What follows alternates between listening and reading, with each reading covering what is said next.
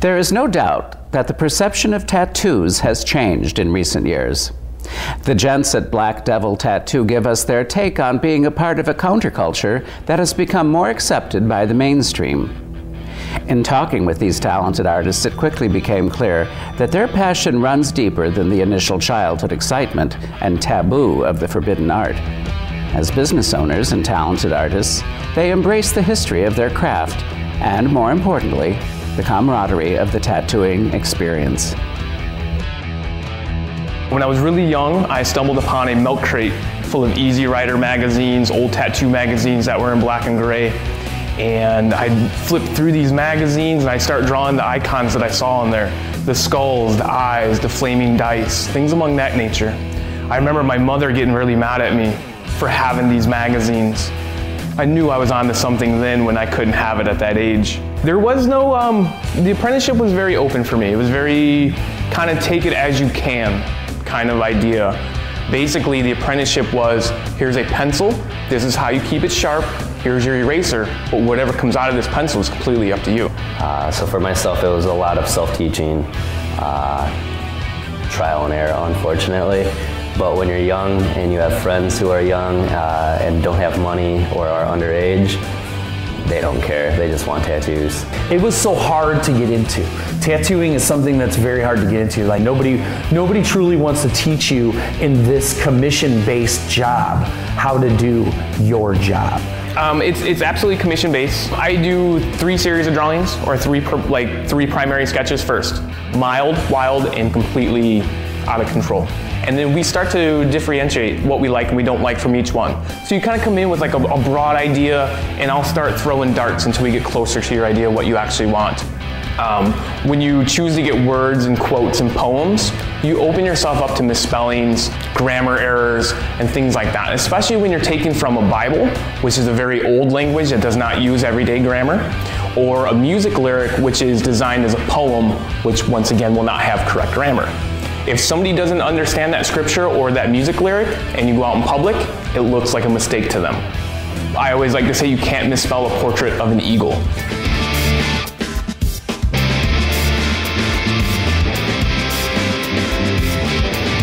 You know, 10 years ago, I would have been more of a weirdo, someone that you would have seen and you would have been like, wow, look at that guy. Now, nothing but a spit in the wind. My bank ladies have tattoos, my nurses have tattoos, the doctors have tattoos. It's a very common bond once you realize what people have on them. And you're able to use that as an icebreaker to find a common bond between each other. It's not so much of a travel badge. It's not so much of something that kind of makes you stand out anymore. You know, doing this for the last 13, 14 years, it's more of a thing where sometimes I have to tell people to get up and take a look before they put it on their social media website or send it off to their friends in a text message. And it's like, dude, this isn't what it's about. Get up, look at it, see what I just did on you, and you're gonna keep forever. You know, they're gonna last longer than you're gonna last, because when I'm, you know, in the casket, I'm still gonna have them. I'm not gonna be here, but I'll still have them.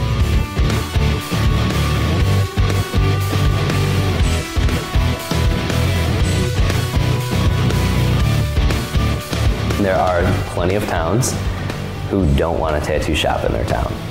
They have, for whatever idea in their mind of maybe what we do here or what kind of people we're bringing.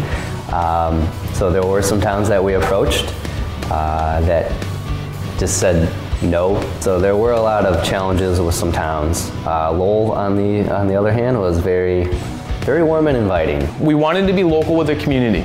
And the Lowell mascot is the Red Devil.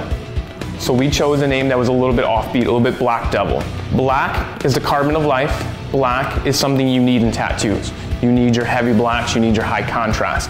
And we use the word devil as a form of rebellion, as a form of a little bit of a taboo. And it worked well with the town, and the town really liked it. Well, we worked together. I worked with them for the last 7 years. And when we were working together, we just really didn't like the way that things were kind of turning out. It was kind of basing more on getting them in and getting them out. okay? Which is the old school mentality of get them in, get them out, get their money. That's not really what we wanted to do. We wanted to create something to where you could walk in and everybody would say hi to you. You know, we wanted to create something where you could walk in and hang out and idea shop, you know, look around, try to gather ideas. We have idea books. We want to be a part of your life. I generally run appointments 3-4 months in advance, if not longer. I got people that'll wait 3 months for a 20-minute tattoo. So by opening this up, it gives us a lot more time to spend with people and to get to know them to make a better tattoo decision for them. And you know, we're just all out just trying to have a good time. So yes, it's a business, yes, it's professional, but hey man, it's Clubhouse. You know, we wanted to have our own clubhouse. A big thing for us was not having any walls. If you look in here, there's no walls. We really didn't want any of that because that creates a barrier. So I could be tattooing a street thug and Dave could be tattooing a county sheriff and Luke could be tattooing a soccer mom. And we'd all be having the same conversation and chiming in on each other's conversations. And you know, my guy would get up and look at what this person's getting, and this person would look at what they're getting. And then, you know, it's like a treaty when you walk in the door. It's like, you know, there's no judgments when you walk inside a Black Devil. Black Devil's for everybody, and that's what we really wanted to create.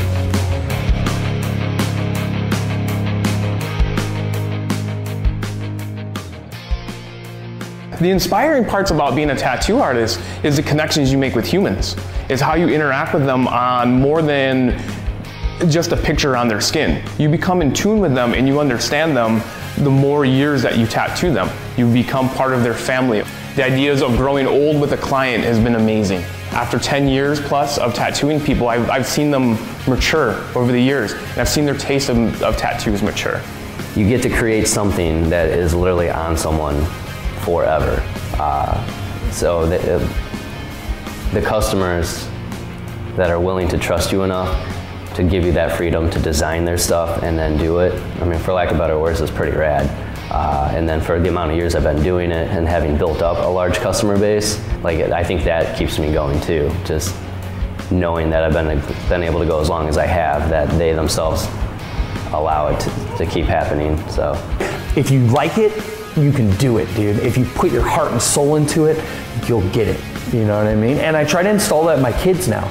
You know, I have a 10 and an 11-year-old, and you know, they're trying to find their way. We were all young once, but I tell them, you know, if you want something and you're good at it and you really love it, and maybe you're not the best at it, but if you do it every single day, you're gonna get good at it. And if you're passionate about it and you think about it all the time and you study it and everything is evolved around that one thing, dude, something good is gonna happen.